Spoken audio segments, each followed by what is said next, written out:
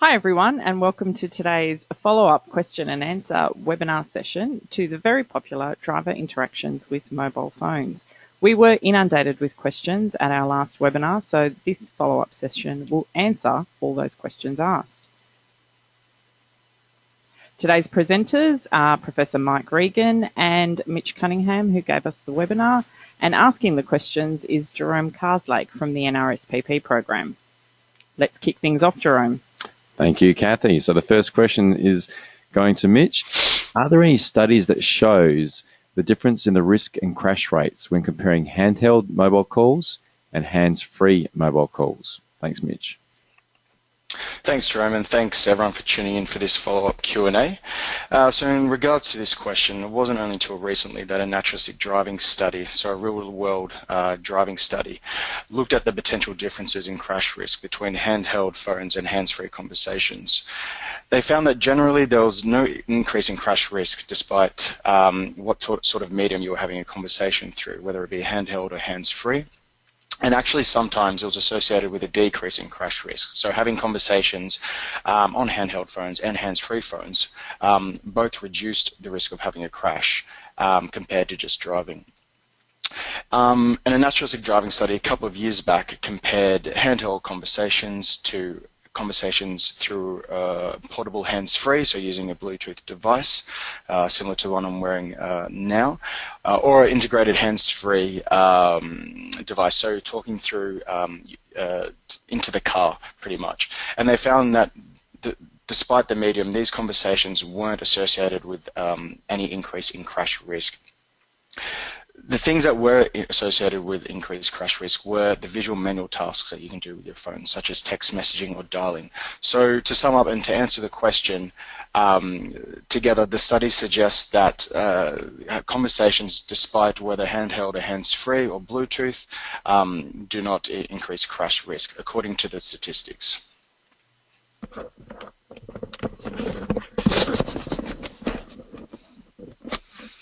Hi, Jerome. Hi, Kathy. It's Mike here.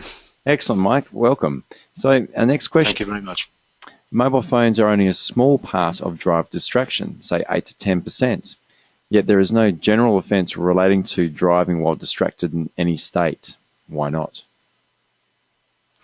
Well, I think I can answer this one fairly quickly. There are, in fact, general laws that relate to dangerous driving, I think in pretty much most state and territories, that can be used by the police to apprehend people who engage in any distracting activity that they regard as dangerous. So the simple answer is there are general offences that relate to distracted driving that don't relate specifically to mobile phones. Right. I'll hand over now to Mitch. Oh, actually, I'll stay on board. It's another one for me. Thanks, Thanks, Mike. So, next one. Can you please discuss the eyes on road, mind off road driving mode, please? I think what the person who asked this question is referring to is a mechanism of interference that we call inattention blindness. And what this means simply is that if a driver has their mind off the road, for example, if they're talking on a mobile phone, their attention's going to be focused on the conversation itself that they're having with the person at the other end of the phone. So even if they're physically seeing something with their eyes, that might be a pedestrian walking out, for example, behind a parked car, their attention's still on the conversation and not on the object that they're seeing, in this case the pedestrian. So it's as if they're blind to what they're seeing because the mind is elsewhere. And inattention blindness can also make you deaf to critical sounds you might need to hear when you're driving. So inattention blindness is a term that doesn't just relate to you being blind to what you see, but also being blind to what you hear. So if you're having the conversation and perhaps there's even an ambulance that's going nearby that you need to be wary of, you might not actually hear it because your mind is elsewhere. It's on the conversation. Thanks, Jerome. Good answer. Thanks, Mike. So the next That's another one for me. It is indeed. So are any companies using technology to stop calls, messages being received? And if so, how effective is this approach? It's It's a good question. I'm not sure, to be honest, which companies actually use such technologies. I think people probably would need to ask you, as someone who works with the, or leads in fact, the National Road Safety Partnership Program. So someone could have asked you that question, and I might ask you that question after I finish answering this question. Or perhaps Randall Markey from the Australian Mobile Telecommunications Association. He'd probably be able to answer the question about which companies are using the technologies. But in a general sense, what I can say is that this technology, I think, will be useful if it stops calls and messages from being received at times during which drivers in high workload or high complexity situations, if they're in those situations, because it's in those situations in which it's most likely that a call or a message will distract people and compromise their safety. Because what we do know is that most distraction-related accidents occur when someone is inattentive and something unexpected happens, and that's generally in high workload environments where there's a lot of scope for unexpected things to happen. So I suppose if we ask ourselves, should calls and messages be stopped from reaching drivers at all times, I'd say probably not all of the time. The reason being that in some cases the messages may have safety advantages. So for example, it might be a message that you receive through the phone from a traffic authority saying that there's black ice on the road ahead, and that you should be careful to avoid avoid sliding off the road. And I was in the US recently, and these sort of messages do come through phones over there, for example.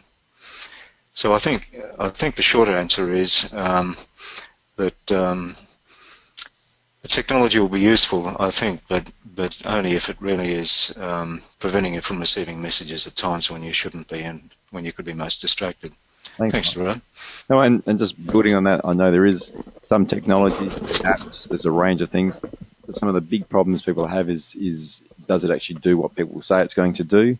And if organisations who have actually run the trials have actually learnt that in some cases it just shifts the risk to before or after work or when someone's on the weekend. So it doesn't actually get to the root cause because people aren't aware of the risk and the what happens. So there is new technology coming along which can actually block it for the driver's side. But talking to some of the major organisations, some telcos, I guess they're looking for something that is 100% reliable. But as Mike pointed out, sometimes it can be a positive whereby you could, if you're in journey management, you can have a phone call booked in for where you're going to. If you're running late, you can let people know you're running late. So just expanding on that. So now, Mitch, as you're ready to go, Thanks, Jerome. I see many drivers texting at traffic lights or they're stuck in traffic. Is this okay? Thanks, Jerome. Well, it's not okay. First of all, it's illegal. And second of all, there's evidence that it can cause minor crashes when someone behind you thinks you're going to move forward when the light goes green, and you don't because you're composing a text message, you're focusing on that. So even though being stopped at the lights may be a relatively low-risk situation, it's still not okay, and it can promote the risk of someone rear-ending you. And I'm sure we can all appreciate the frustration of getting through halfway through a text message and then having to delay finishing it as if you would be driving after being stopped at the lights. And so this can entice drivers to finish the text message when they're actually driving. So it can promote unsafe behaviour that way. So being stopped at the lights, it's still not okay to text message. Thank you, Mitch. Thanks, Jerome. So next question. Is there a difference between talking to a passenger, 2 hands on the wheel, and talking hands-free on a phone whilst driving? Yeah, there are big differences, big differences. So first of all, the person on the other end, when you're speaking on the phone, can't see what sort of driving situation you're in. They can't see the road context. They can't see the environmental conditions, whether it's raining or snowing. And so they can't appreciate the level of driver workload that the driver is experiencing. And so they don't self-regulate how much they're talking. They don't pause for you when going through an intersection or anything like that. Whereas a passenger can appreciate it because they're right there. They're experiencing it with you, and so they might stop talking when you're going through an intersection, and then it's less likely for the conversation to interfere with activities critical for safe driving. Having a phone conversation, the signal and reception can be very bad, and so if it's bad, we usually need to use more cognitive resources and listen more closely to figure out what is actually being communicated to us, and this can be even more distracting. Whereas if you have a passenger, it's usually pretty clear what they're saying. They're right next to you. And probably the last point I wanted to make was that we may feel especially compelled to continue a conversation in situations of high driver workload. If it's your boss, for example, on the other end of the line, and so of course you don't want to pause and be rude in that way.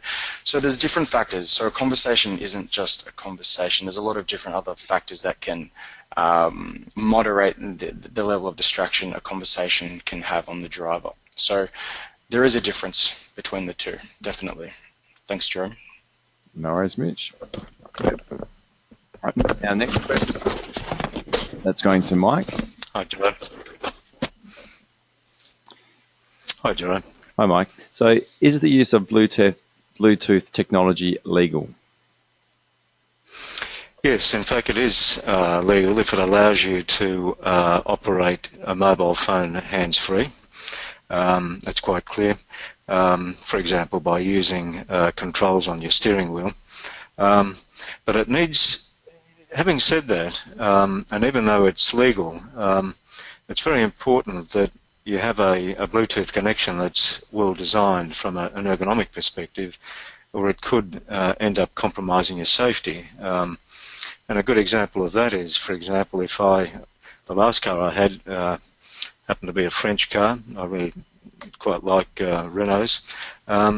But it had a Bluetooth connection that was very difficult to use, and so even though it meant that I could call my wife, for example, hands-free by using some buttons on the steering wheel, it was like an 8-step operation in order to do that, which ended up being very distracting.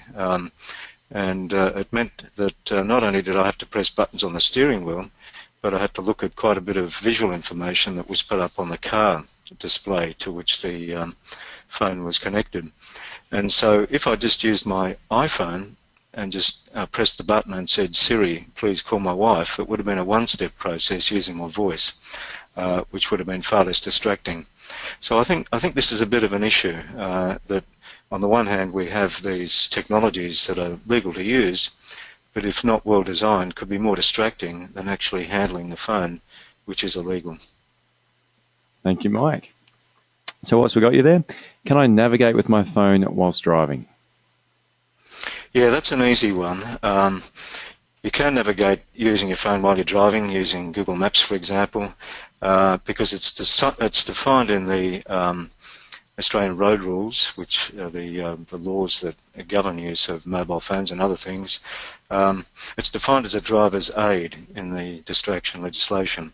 But having said that, it can only be used if it's in a hands-free cradle. So you can't be sitting there holding your phone in your hand using Google Maps to navigate, because that is illegal. But if it's in a cradle, no problem. But having said that, again, with all these things, even though it's legal, it's sitting in a cradle, you don't want to spend all your time looking at that device while it's sitting there. You want to keep your eyes on the road as much as you can, and listen to the voice at the other end sort of giving you the instructions. And if you have to look at the phone, just make sure it's a very brief glance, certainly no more than a second, and then look back on the road. Thanks, Jerome. Thanks, Mike. Good answer.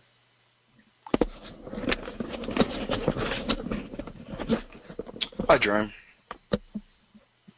Hi, Mitch. So do we have, yes, a fair idea of the difference of impact between handheld and Bluetooth mobile phone use? And if so, what would you attribute the difference in performance to? Yeah, so I spoke about this in an earlier slide, and so the naturalistic driving study that I was speaking about, that was undertaken about 2 years ago, looked at differences or potential differences in handheld, portable hands-free, and integrated hands-free conversations on crash risk, and all pose no significant crash risk, and so these different types of conversations were just as safe as driving, according to the statistics. So having a conversation is cognitively demanding, and Bluetooth doesn't take away or reduce that cognitive demand. That's the primary player of distraction with a conversation. However, Bluetooth works by sending radio frequencies between the car and the phone, which can be interfered with by waves of the same frequency. So think about power sources outside the car, such as power stations, electrical railroad tracks, wireless speakers, and other phones in the car can all impair the connection your phone has with the Bluetooth device being used. And so in this case, signal can actually cut out or be quite poor, and we actually, in these cases, we might actually have to use more cognitive resources to try and figure out what is being said. And so in these cases, I imagine the risk would then be higher. But according to the naturalistic driving study data, there aren't significant differences between handheld conversations and Bluetooth conversations on crash risk. Thanks, Jerome. No worries. So next question. What is your opinion of using a phone as a driver, but you are in a driverless car? So I guess this is looking into the future, Mitch. Yeah, awesome. That's an awesome question. And Mike and I have done quite a bit lately in the automated vehicle space. And so when we speak about an automated vehicle, we have different levels. And so most people are used to a level 0, 1, and even a 2 vehicle. When we get to a level 3 vehicle, this is when the car can control itself and control all the driving tasks under certain conditions. And when it's presented with conditions that it can't, when it can't drive safely in, or sensors are degraded, or any other reason why it can't drive itself safely or properly, then it requests the driver to take over. Level 4 vehicles are vehicles which can drive in all conditions by itself, and if it can't, if it's presented with, say, rain and snow and the sensors are degraded, then it can bring itself to what we call a minimal risk condition. So it can stop itself and it can park itself. So the driver is not needed in these situations. And when we get to level 5, which is the goal, this is an automated vehicle that can drive itself in all conditions all the time. So the driver is never needed. So if we talk about level 3 vehicles, the vehicles that do require the driver in some circumstances, this is where the car will alert a takeover request, and the driver has to then stop what they're doing and take manual control of the car. When drivers are distracted, this takeover is going to be impaired, obviously because they lose situational awareness. So they lose what the car is doing, what sort of situation it's driving itself in, and even little tasks or low-risk tasks, such as looking outside the window, can impair this takeover request. It can impair the driver's ability to take over a driverless vehicle, and they're more likely to have a crash. So even though the car is doing a lot by itself, the driver is still required to remain attentive to the driving task for level 3 vehicles, but not for level 4 and level 5. So until we get to level 4 and level 5 vehicles in the future, phone conversations and using your phone shouldn't be allowed, in my opinion. Thanks, Jerome. Next question. Banning speeding and DUI for those drunk driving under the influence doesn't physically prevent these behaviours occurring. Doesn't it suggest that more sophisticated enforcement methods need to be developed to reduce driver phone use? Yeah, absolutely. So the research out there, primarily from the US, suggests that banning phone use may not be necessarily effective in reducing crashes and reducing use. And this can be for a lot of reasons. For example, phone use is quite hard to enforce. The police, as I touched on before, they need to catch you physically touching the phone. And this can be quite difficult given that drivers are pretty good at hiding their use or playing with their phones in their laps. So yes, I agree, more sophisticated methods need to be developed, and they are indeed being piloted both locally and internationally. As I mentioned in the slide just previously, Victoria piloting long-range cameras to get snapshots of drivers using their phones. And in the US, they're actually piloting radar guns, which are designed to pick up the waves emitted from a mobile phone when it's being used, such as when it's when someone's having a call, it's emitting those waves, the radar gun picks it up, and the drivers can get pinged. However, there's a lot of issues with this type of technology. The main one being using such a radar gun as it's being piloted. Police don't know whether it's the driver or the passenger actually using the phone. So with this new technology, there's a lot of kinks that still need to be ironed out, but I agree that more sophisticated measures need to be developed. Thank you, Jerome. So, how does the type of mobile phone conversation impact my driving, and why? Great question, and the type of conversation is very important in determining how distracting it may be. Generally, the more demanding a conversation is, so for example, trying to process directions that someone is trying to tell you over the phone versus having a free-flow conversation with a friend, more demanding conversations are more likely to interfere with the driving task because we're processing more information at a higher level. The picture here on the slide shows activity in the occipital lobe, which is crucial for the visual processing of information. And so compared to just driving while listening to a conversation, this takes away cognitive resources to the part of the brain in charge of language comprehension and listening. And so what you can see here is that the brain on the right, there's less resources there, there's less activity. And this is because resources are being taken away from the occipital lobe, which is in charge of the visual, processing the visual things on the road, which is obviously crucial for driving. So driving alone, the occipital lobe has a lot more activation because more visual attention is being able to be paid to the forward roadway than compared to driving, where the resources are stolen away from that part of the brain to another part of the brain. Thank you.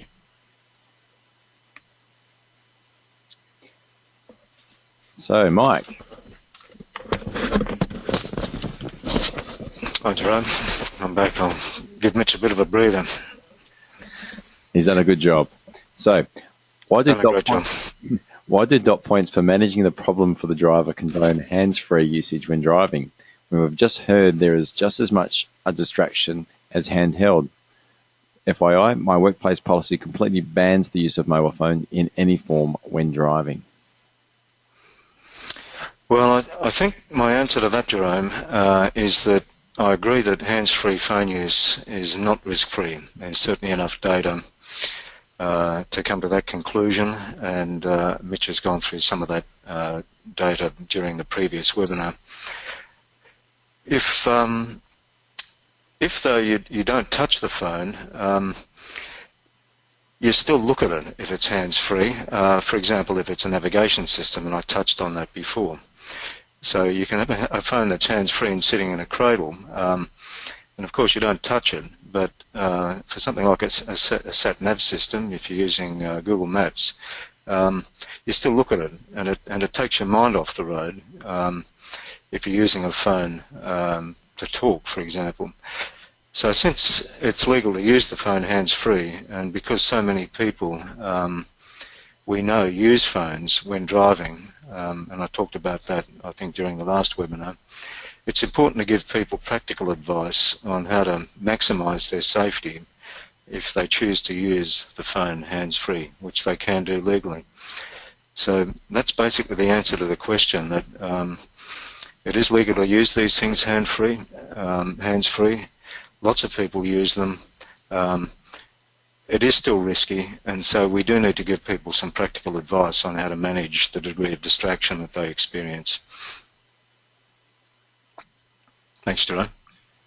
No worries.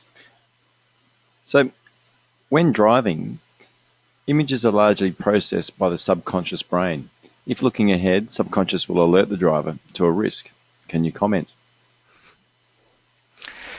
Yeah, it's possible that the person who asked that question was a psychologist like myself and Mitch, and I agree that there's no doubt that a lot of responding to risk is subconscious. A lot of what we do when we manage risk on the roads as we drive is subconscious. Even when you respond to a rapidly braking vehicle, most researchers in this field will say that there's a part of the brain which we call the zombie brain that allows us to respond automatically to many actual or potential threats in the road environment. And so when we're responding to a rapidly braking vehicle, a lot of the detection of the change in acceleration of the vehicle and the actual responding by slowing down is done by,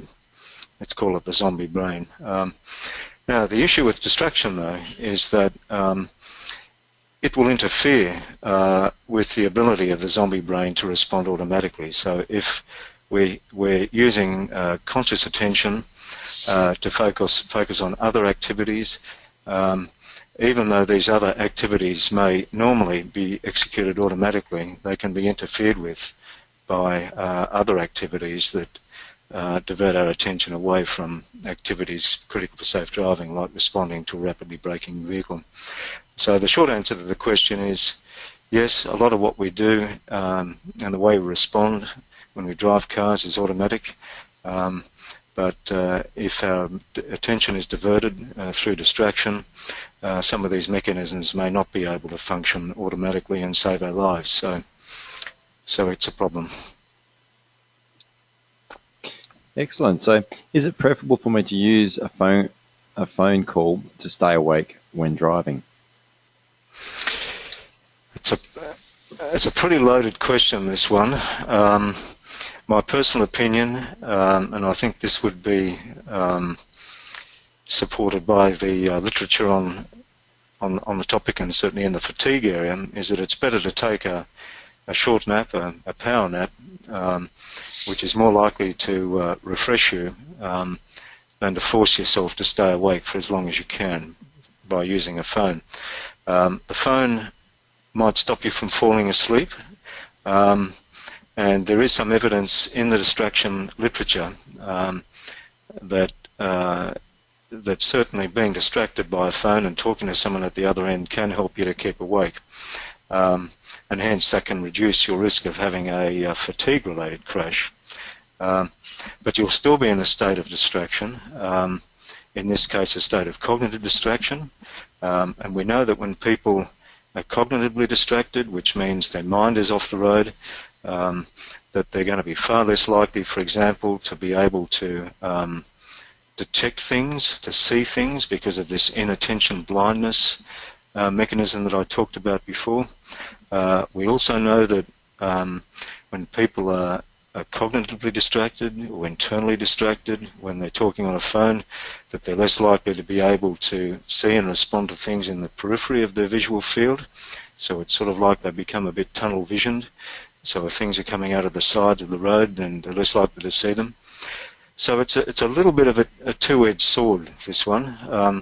On the one hand, talking on a phone can help you to stay awake and avoid, well, not avoid, but perhaps reduce the risk of being involved in a fatigue-related crash.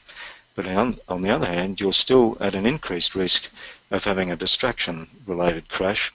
And we don't really know how fatigue and distraction sort of interact as mechanisms, but it's possible that in a fatigue state you might be even more vulnerable to the effects of distraction. So I think the short answer is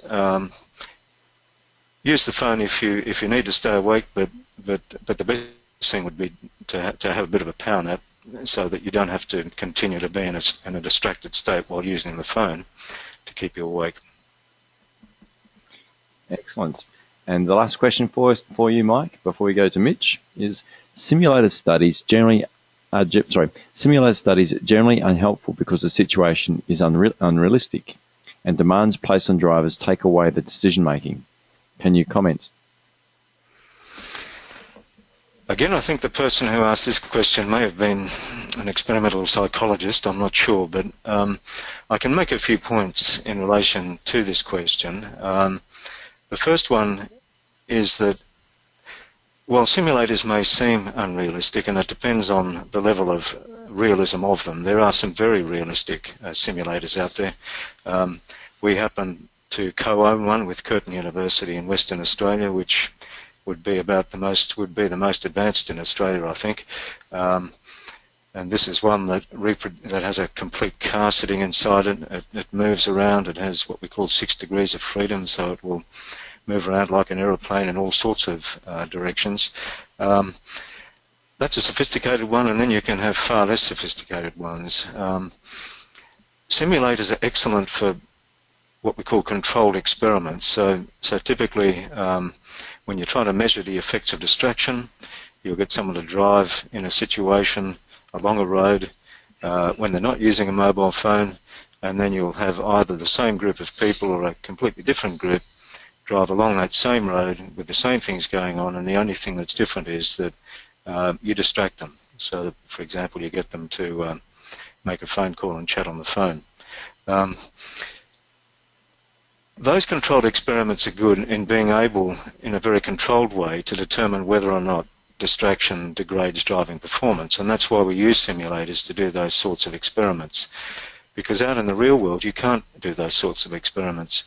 If you drive along a segment of road while you're not distracted, and then get someone to drive along that same segment of road a second time when they are distracted, probably 50% of the things that were going on along that road the first time won't be going on the second time. And so you won't be able to get a true measure of what the effect of distraction is, because the two roads that you drive along have very different things going on the first time and the second time you're looking at the effects of distraction with either the same group of people or a different group of people. The basic issue here is that while simulators are excellent for these controlled experiments, they don't allow people, because of the way they're designed, to what we call self-regulate in the way they would in the real world. And so in the real world, people can choose when they wish to engage in a distracting activity for most of the time. And Mitch talked about people, choosing, for example, to send a text message when they're stopped at a set of traffic lights. So the effect of distraction might be greater when they're not at traffic lights and when they're actually moving through the traffic lights and when they're stopped. And so in this way, people can, self-regulate the times at which they use the phone. So I think the short answer to this question is that simulators are very good at understanding the effects of distraction, but in the real world, people may not use the phones in the same way that they're asked to use them in a simulator, and so you can get different findings in the real world. And that's why these naturalistic driving studies are very important. And in fact, what we have found is that in simulator studies, for most of the time, we get degraded performance when people are, say, talking on a phone. And in the real world, most studies have found so far that there hasn't been such an increased risk until quite recently in talking on a phone. But there has been a very important study recently that does show that talking does increase risk. So I think that's a very long-winded answer to a question that's actually quite a complex one and deserved a long-winded answer. Thank you, Jerome. Thank you for your time. Thanks, Mike. Hi, Jerome. Thanks, Mitch. So, has there been any work done in risk accumulation? For example, using a mobile phone in a vehicle whilst driving in bad weather and congestion? Well, there's one relevant study, I think, to this question, and a study that came out last year, a naturalistic driving study, that looked at mobile phone use in different types of road contexts. For example, at a junction versus mobile phone use not at a junction, and mobile phone use in free flow traffic. And the sorts of findings that came out from that study was that these different contexts didn't really moderate the effects of distraction. So whether it was at a junction or whether it wasn't at a junction or free flow traffic, the effect of talking on a mobile phone wasn't affected by these different contexts. And so there was no, according to the findings, there wasn't accumulation of risk and it's actually surprising that in most of these contexts, talking on the mobile phone was actually associated with a reduced crash risk compared to just driving. So very interesting. And when we think of bad weather and congestion, it is hard to study these things in naturalistic driving studies. Obviously, there's no common definition of what is bad weather. There's different types of bad weather. Is it rain? Is it snow? There's different levels of congestion. So to say mobile phone use in congestion versus no congestion, or mobile phone use in bad weather versus good weather, there's a lot of different confounding effects that can happen in the real world, and a lot of other things like road type aren't controlled for. So this is perhaps a reason why these types of road conditions and environmental conditions aren't particularly targeted in naturalistic driving studies. But from what I'm aware of, there are some naturalistic driving studies that are taking these factors into account, and what they find will be really interesting. So there has been work done, but with no conclusive evidence of the accumulation of risk. So thanks, Jerome. No worries. Thank you, Mitch, and thank you, Mike. And for those participating today, for further information, we'll actually have the webinar, and there's a whole lot of material we're developing around the safe use of mobile phones in vehicles website, which is proudly been developed by the SumV working group. So thank you both very much, and over to you, Kathy. Thanks, Jerome. Thank you, Mike, and thank you, Mitch, for taking the time out to answer all these questions that were posed to you. Much appreciated, and we'll see you next time for the next webinar. Thanks again. Thanks all. Bye, everyone. Yeah, thanks for tuning in, guys. See you soon.